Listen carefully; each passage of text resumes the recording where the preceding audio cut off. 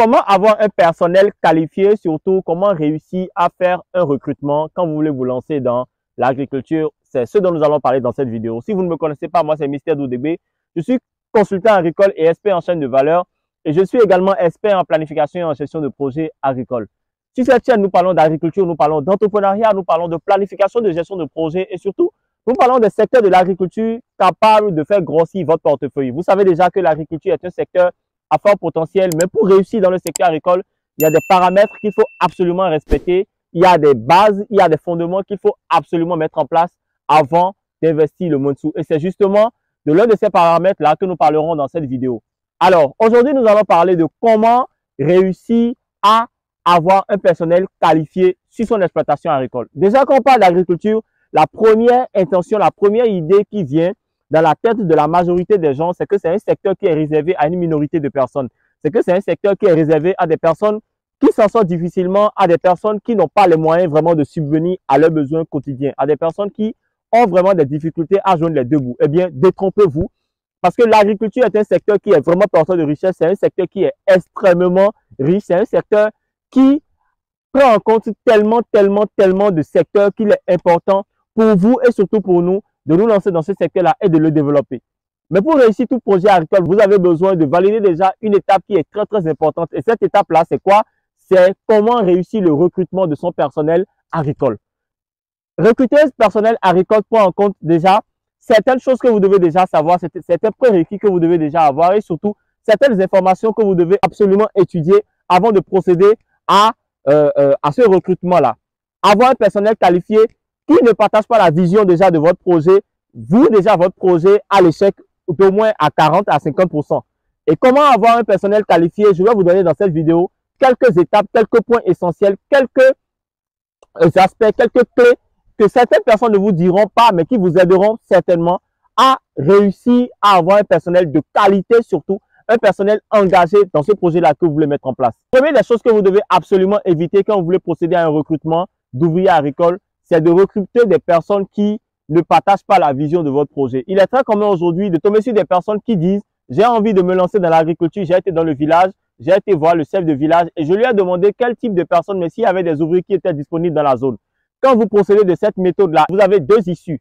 La première issue, c'est que les ouvriers ne respectent pas déjà leurs engagements. Et la deuxième issue, c'est que ce chef de village-là prenne vos sous et que finalement, que vous ne soyez pas servi. Pour avoir déjà un personnel qualifié, qu'est-ce que vous devez faire? Vous devez déjà procéder absolument à un recrutement.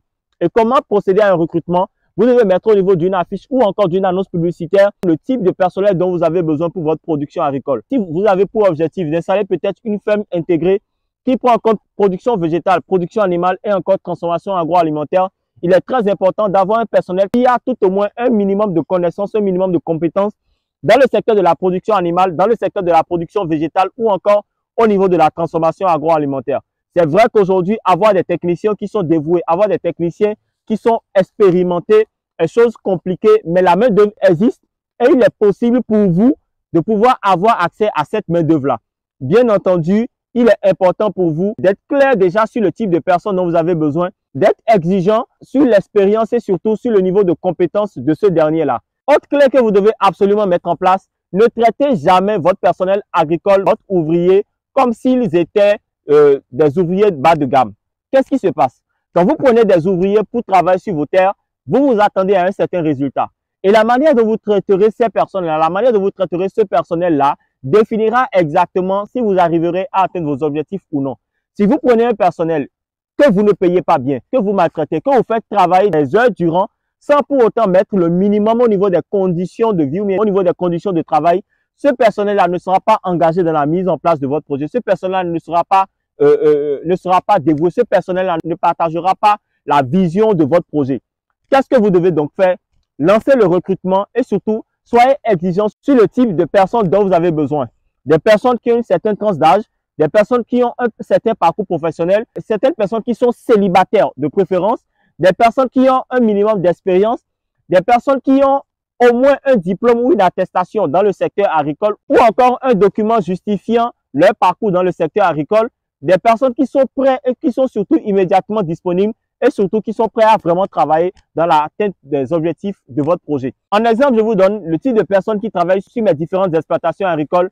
Qu'est-ce que moi je fais? Je lance un recrutement déjà. Je procède maintenant à un entretien. Au cours de l'entretien, je prends le temps de discuter avec des personnes, de leur poser des questions techniques liées à l'agriculture, liées à leurs différents domaines d'expertise. Et surtout, j'essaie d'évaluer un peu si ces personnes-là sont des personnes qui sont assez fiables, sont des personnes qui sont assez impliquées et surtout, si ce sont des personnes qui ont de l'expérience dans le secteur agricole.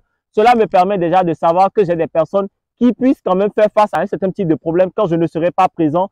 Et surtout, cela me permet d'anticiper sur le planning des activités en essayant également de choisir un responsable de production. Cela me permet de régler déjà le problème lié au niveau de la main-d'œuvre et surtout, cela me permet déjà de positionner certaines personnes sur un certain nombre de problèmes qui pourraient subvenir au niveau de mon exploitation agricole. Autre chose, vous devez absolument éviter de traiter votre personnel comme s'il vous devait quelque chose. Vous savez, quand vous lancez un recrutement et vous mettez votre personnel en face des objectifs que vous devez atteindre, vous devez beaucoup plus traiter ce personnel-là comme étant une équipe. Quand vous traitez le personnel agricole comme étant une équipe, vous les poussez davantage à être beaucoup plus impliqués dans le projet. Vous les poussez à partager beaucoup plus la vision de vos projets. Et quand c'est comme ça, ce personnel-là se sent beaucoup plus impliqué, ce personnel-là se sent membre beaucoup plus d'une vision beaucoup plus grande. Et c'est justement l'erreur que la plupart des gens font. Ils se disent, je lance le personnel agricole, ils sont payés peut-être 100 000 francs le mois. Donc, en fonction de ce salaire-là, ils me doivent forcément des résultats. Mais c'est une erreur. Ils ne vous doivent pas des résultats, mais ils doivent peut-être travailler dans l'atteinte des objectifs que l'entreprise s'est fixés. Autre chose aussi, vous ne devez jamais traiter vos personnels comme si c'était une machine. On a un objectif de nettoyer peut-être 1 hectare au cours de cette semaine. Ne mettez pas 2 personnes sur 1 hectare et ensuite vous leur mettez la pression pour qu'ils puissent nettoyer ce domaine-là. Comprenez avant toute chose qu'ils ont des horaires de travail et surtout qu'ils ont des plannings d'activité. Un planning d'activité qui est bien ficelé en fonction des objectifs de l'entreprise vous permettra de savoir correctement qui travaille et qui ne travaille pas. Et également, cela vous permettra d'évaluer correctement les activités quotidiennes et de savoir si l'objectif final sera atteint. Il est très bien d'avoir du personnel agricole, mais il est encore mieux de pousser ce personnel agricole-là à partager vraiment la vision de l'entreprise.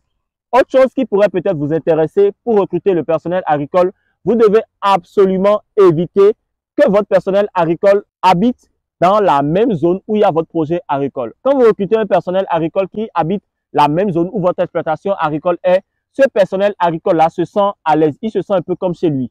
Et quand il se sent un peu comme chez lui, cela lui donne une certaine facilité à faire de votre exploitation ce qu'il veut. Il peut vous voler, il peut être sur l'exploitation une fois en passant, parce qu'il se dit qu'il est chez lui, il ne verra pas l'intérêt de passer la nuit sur votre exploitation et surtout à s'y donner corps et âme. Et il ne mettra pas également de la rigueur quand son entourage viendra sur votre exploitation pour pouvoir foutre du bordel. Il est donc très important de choisir un personnel agricole, mais de recruter un personnel agricole qui n'est pas à proximité de votre exploitation agricole. Si vous êtes peut-être dans les zones de Parakou et vous avez besoin d'un personnel agricole, lancez peut-être un recrutement de personnel qui se trouve peut-être à Boycon. Cela vous permettra déjà d'avoir la même issue, ce personnel-là, de pouvoir les contrôler correctement et surtout, cela vous permettra de pouvoir évaluer, de pouvoir les pousser à partager la vision de ce projet. Autre chose que vous devez absolument faire avec votre personnel agricole, vous devez pousser votre personnel agricole à faire davantage. Je m'explique. Si vous avez peut-être pour objectif au cours du mois d'octobre, en exemple, de labourer peut-être 2 hectares de terre, vous devez mettre en place un planning d'activité qui pourrait pousser votre personnel déjà à atteindre cet objectif-là avant même la fin du délai qui a été prescrit.